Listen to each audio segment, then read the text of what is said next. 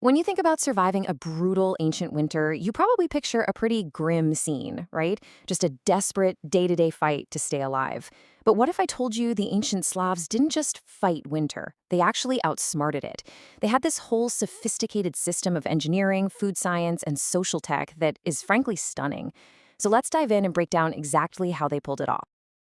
To really get their mindset, you have to understand who they thought their enemy was. And winter wasn't just a season for them. Oh no. It was a mythological being, Marzana, the goddess of death and frost. The stories say she sent ice demons to freeze the river solid and turn the forest into these silent, frozen graveyards. So for them, surviving wasn't just about staying warm.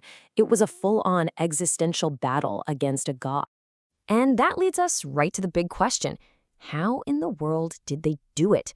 I mean, you're surrounded by this endless hostile forest, buried under feet of snow, and all you've got is maybe an axe, some clay, and your own wits. How did these people manage to live through some of the worst winters in European history? Well, the answer isn't some kind of magic. It's actually a masterclass in human adaptation, and we're going to look at it piece by piece. All right, first things first.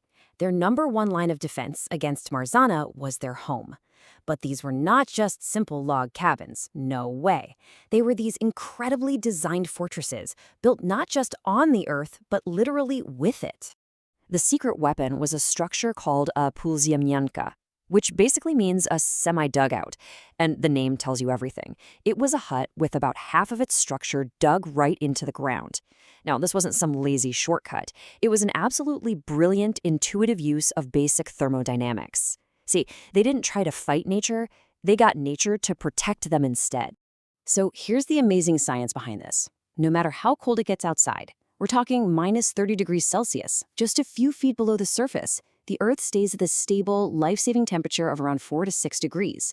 That's about 40 degrees Fahrenheit. It basically turned the ground itself into this perpetual, totally free and indestructible heat bank. It just stopped the lethal cold from ever coming up through the floor. And their design really stood on 3 pillars. So first, the foundation dug deep into that thermal bank of Earth. Second, they created this perfect seal. Every single gap between the logs was packed tight with moss, which is like a natural foam sealant, and then they'd often plaster it with a thick layer of clay and straw. And finally, you have the cap, a huge, thick, thatched roof. And get this, they didn't always shovel the snow off. Why? Because a thick blanket of snow actually adds another perfect layer of insulation. It's genius. But the most radical piece of engineering was what they did inside. A lot of their huts were what you'd call kurna, or chimneyless. Now, to you and me, a room filled with smoke sounds like a deadly mistake. But for them, it was an incredible multi-tool. They'd let the smoke from the fire fill the top part of the hut, releasing every last calorie of heat before it slowly drifted out a small hole in the wall.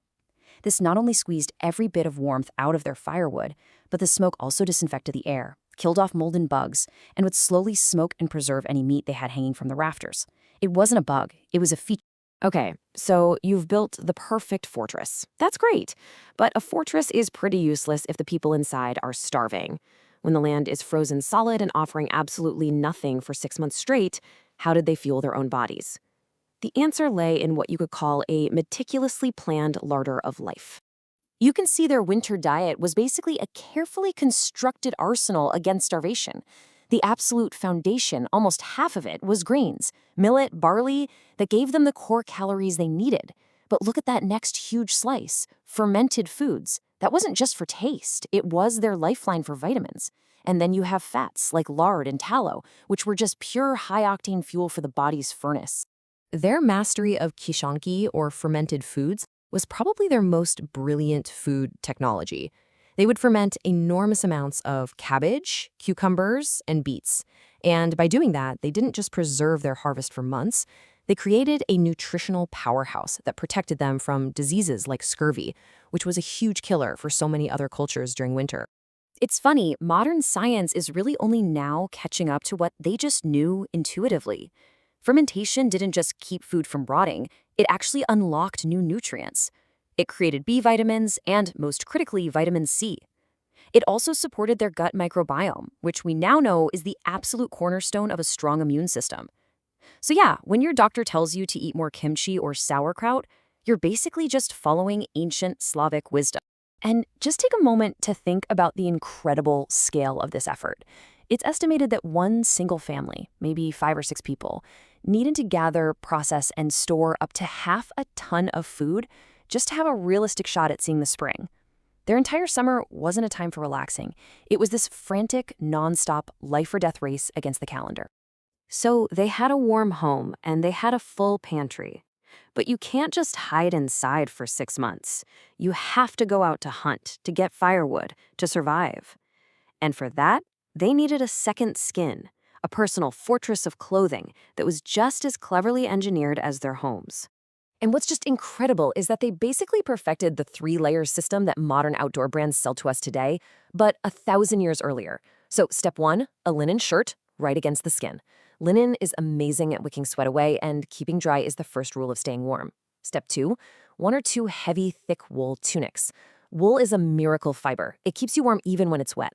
And then step 3, an outer shell of leather or fur to act as a windbreaker, stopping that biting wind from stealing all their body heat.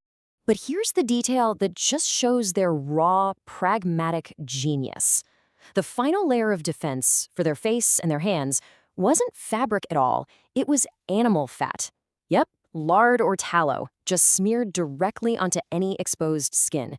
It created this waterproof, wind-resistant, and moisturizing barrier against the absolute worst frostbite. It might not sound very pleasant to us, but you better believe it worked. Now, we've covered the physical tech. The houses, the food, the clothes, but this is where the story goes a little deeper. Because even with the best hut, the fullest pantry, and the warmest clothes, that still wasn't enough to survive the crushing psychological darkness of a 6-month winter. The true secret weapon of the ancient Slavs wasn't something you could build, and it wasn't something you could store. It was something that they generated together. It was the inner fire of the community itself. Let's start with a number. The average person, just sitting still, gives off about 100 watts of heat. Now pack a dozen people, a typical extended family, into one of those small semi-dugouts. And what do you have? You have a 1,200-watt space heater running 24/7 for free. Huddling together wasn't just about feeling close. It was a hardcore thermodynamic survival strategy. The whole community really functioned like a single organism. They pooled all their resources, which acted as this social insurance policy. If your hunt failed, someone else's didn't. Those long, dark evenings weren't wasted time either. They became an oral university, where the elders would pass down generations of survival knowledge through stories and songs. And maybe most importantly, just being together fought off that soul-crushing isolation and depression that the endless night could bring. But we have to be realistic here. Even with all this ingenuity, survival was never, ever a guarantee. Archaeologists find the brutal truth. Signs of malnourishment in bones, mass graves from winters that were just too harsh. Every single winter was a final exam. It was a test from the goddess Marzana herself. And not everyone passed. In the end, they survived because they combined brilliant physical engineering with an even stronger social engineering.